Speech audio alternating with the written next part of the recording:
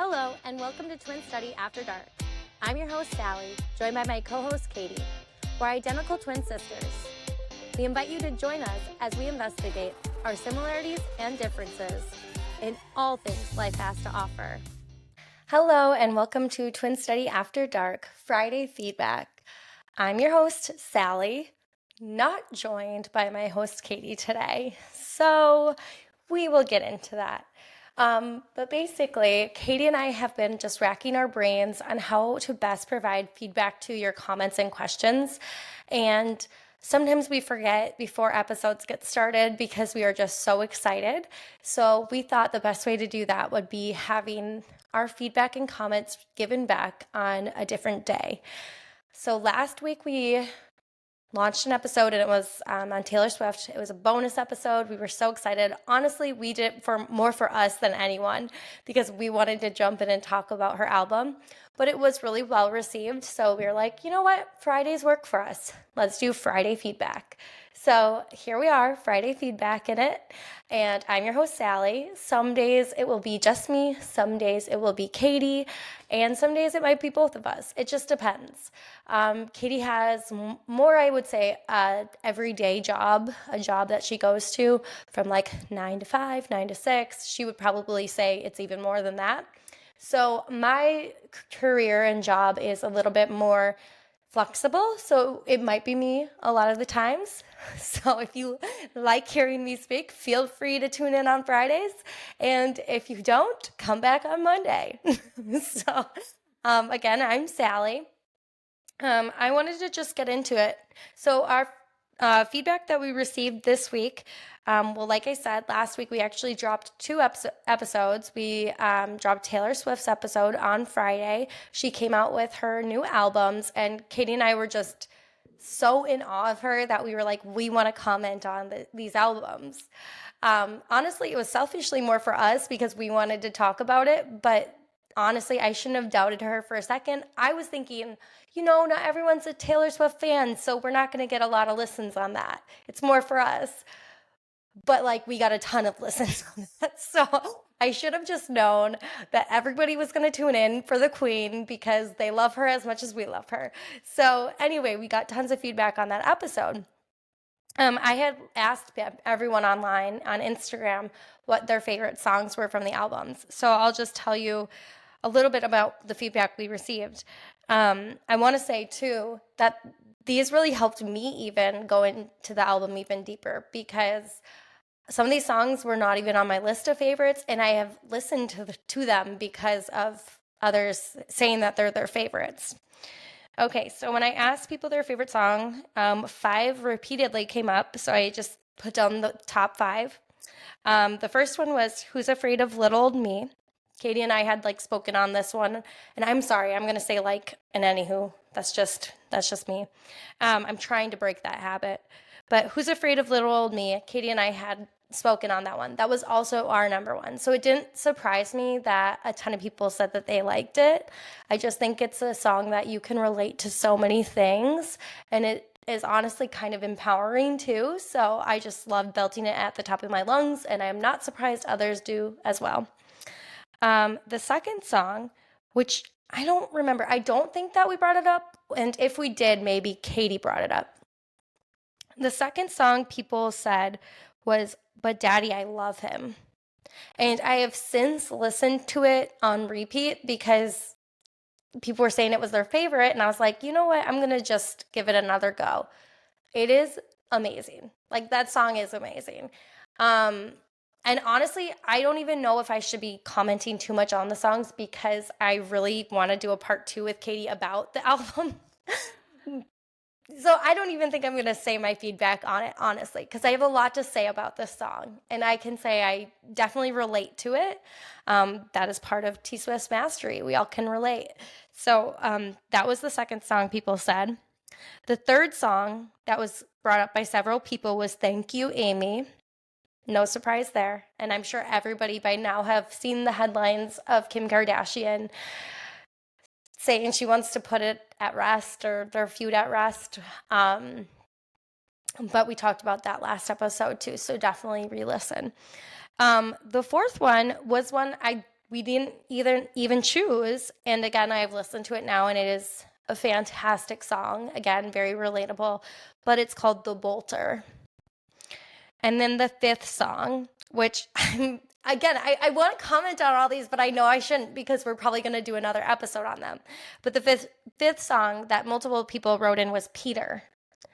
So at the end of her album, she just like, it looked like it was like a bunch of names in a row. And I honestly didn't even think of the fact that Peter was like referring to like Peter Pan, like never wanting to grow up. But after re-listening to it, damn, that's a good song. So thank you for your feedback.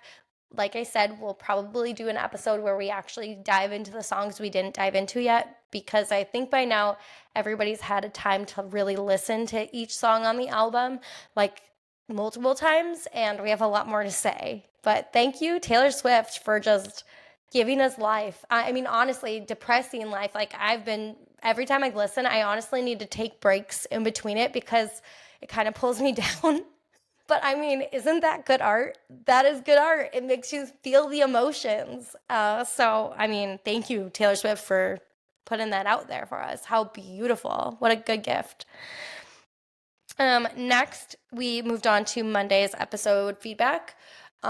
So Monday's episode again it kind of talked about my book signing, the full moon that was on Tuesday. We asked, can you be friends with your ex? Because we had heard some people that invite their exes to their own weddings. And then we talked about at the end, social media and embarrassment and like Facebook statuses and all that of the past. So somebody wrote in and they asked what my book was about. I know that I've probably shared it on a podcast episode already, so I don't want to bore anybody that has already heard. But I'll just briefly say my book is about my journey into motherhood. It was an untraditional route, and something that I was not totally familiar with before we became part of the adoption community. That's the reason I kind of was thinking I wanted to write a book. I never really wanted to write something that was strictly informational because honestly, that's kind of boring. But I didn't really feel like I had a story to write either. After we adopted our twin daughters, they were the last children to add to our family. They've completed our family. But honestly, just the miracles of their adoption journey, it was like a movie. So they gave me a story to share, honestly. So I told the story of us adding to our family through adoption and pregnancy. I have always been one to struggle with getting pregnant, and I can definitely relate to some people who go through that. But I also wanted it to be kind of showing the true sides of adoption. When we went through the journey, there were just so many people giving their opinions about things, and honestly, not educated opinions. It wasn't like the people that were telling us things were people that had gone through the process. And I also constantly get reached out to by people that are looking into it or want to look into it, but they just feel like it's just a big hurdle and just too like almost too grandiose to even touch. Like they just don't even think that they can handle it. And I wanted to show people like we were just a normal family. We didn't have millions of dollars in savings. We didn't know much about the process before we went into it. But now, thankfully, just we feel like experts because it has worked out for us several times over. It has not worked out for us before too. So it's a story of the ups and downs of our journey, and honestly, one full of miracles. And I'm just so blessed that I get to say that I have that story to tell, and I hope it resonates with somebody out there. And thank you for asking what it's about. But yeah, so I just put it out there for my family, for anyone who's searching, because I know I was desperately searching for something like that when we were looking into it. And I hope it can be a help to somebody, or even just to somebody who's wondering if miracles are even possible, because I don't think I really knew the magnitude of like God or manifestation or prayer until we added to our family. So thank you for asking. And if you want to know more, we can definitely do an episode on that. I love to talk about adoption. I love the to talk about infertility. I love to talk about all of those things. That's why I wrote a book. Because again, I just don't think it's talked about enough. And I think when you don't talk about a subject, it becomes scary or seems out of reach. And that's just not the truth. Okay, so yes, that's my answer. Um, the second thing we brought up that episode was the full moon. So we talked about our rituals around the full moon. Katie and I both use the full moon kind of to release the stresses or something that we're like really that's heavy on our hearts. And somebody wrote in and said that they actually do a ritual that includes moon water. And I had to ask them everything about this because I had kind of heard about moon water, but I didn't really know like what you do with it. So this person told me her whole ritual. So she basically sets water out under the full moon on a full moon night, and she sets it out while she kind of gives an intention. So she thinks about what she wants this water to do for her. She said that she once had a rash on her face, so she knew she was going to wash her face with the moon water. And so she kind of sets that intention when she puts it out. If she wants financial stability or riches to come or something like that, she sets that intention. And she said she's done it a million times. And she said the reason she keeps doing it is because she did apply the moon water to her face with the rash, and it went away. When she did the financial intention, she drank the moon water the next day, and she said like 2 weeks later she had just a financial surprise that worked in her benefit, and now she's under the impression, she's like, it works, so like why would I stop? And honestly, that's how I feel about manifestation on the new moons. Like I'm like, it worked when I asked for 2 babies, so like I don't care if this is real or not, it worked, so I'm gonna keep going with it. So I really appreciated her discussing with me how she uses it. Basically, I tried it, so I did it this time, and she had told me just set it out under the full moon, and I thought this was interesting, and I'd love others' thoughts, but I always thought of the full moon as releasing things, but she said set it out with an intention, so that's kind of like calling things in, so that's interesting. I suppose you could phrase it like in a release way, like if you're doing it for finances, you could say like, I'm letting go of my financial stress and worry, and maybe set the moon water out and then ask for like, I guess, finances to come into you. I don't know. She sets like a positive intention, something that she desperately wants. So yeah, Adam, my husband, and I did it, and we just put like jars of water out with like lids so that bugs didn't get in, but we made sure that they were see-through because we're like, I feel like the water needs to see the moon, right? Or the moon needs to see the water. And the next day we chugged it, honestly. So I'll let you know if it works. But I'm like, I'm gonna take anything people give me as something that works. I will try it. So I had Susie, my daughter, drink some, Scott, my son, drink some, and Adam and I drank it in the morning. And I'm so interested to see if I'll have something to share with you. And I'll share what my intentions were if it does work. But yeah, so moon water. Awesome. Why not, right? Okay, so then our topic for last episode was friends with exes. Katie and I were both in agreement. We don't think you can be friends with an ex. Like, even Katie had a friend that she said was friends with multiple exes, and we were just like, she's like a magician. Like, that's not normal. Or, like, honestly, I don't even know if that's healthy, to be honest. It's crazy. That feels crazy to me. But I did have someone reach out to me, and it's a friend of mine, and I get the situation. So I just want to throw out that this is a type that, because I asked people, I'm like, does anyone have friends that are exes? Please write in. And she said she does have a friend with an ex, and get this, she invited him to her wedding. So her circumstance was that they dated in like middle school, high school, super, super immature, like a very, puppy love type of romance. And the second stipulation, which I think is key, is they never saw each other naked. So I'm like, I think that makes a big difference, honestly. Like, she was like, he never saw me naked, so it wasn't like awkward in that way. And honestly, I feel like that kind of does make a difference, because then her husband doesn't have anyone, like, he doesn't need to be jealous. It's not like this guy has like done a million things with her or anything and now he's still around.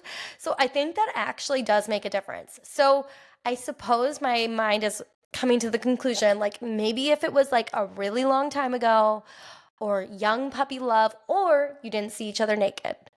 Although I would venture to say, like, if you didn't see each other naked and like there was still chemistry there, like, I don't know, would that be like something where it's like unfinished business? Because I've definitely had that. Like, definitely had that. Where in college I was dating somebody, and my ex from high school, we had never like hooked up. I'll put it that way. And it felt like unfinished business. So I feel like it was always going to happen eventually. I don't know. So it just depends. It depends, I guess, on the situation. I will tell you, the person who wrote in is very much in love with her husband, has an incredible, healthy relationship, and somehow she invited her ex to her wedding. So under those circumstances, I suppose it can be true. It must be. Oh, another thing I wanted to note from last episode was my use of the words physical activity. So, I referred to Katie having physical activity with someone, and all I have to say about that is I meant hooking up. People were like laughing hysterically because they were just like, I don't know what you actually meant by that. And what I meant was they were hooking up.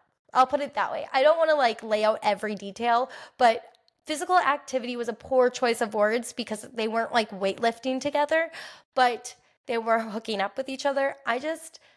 You will learn. I can't think of words sometimes fast, and I think that's why I use a lot of filler words too. So they were hooking up. Okay. Okay, last thing. So embarrassing feedback about Facebook. I wish I could reread my statuses. I mean, I don't actually. No, I probably don't need to. But I can kind of remember what they were about. I said they were probably about an ex from college.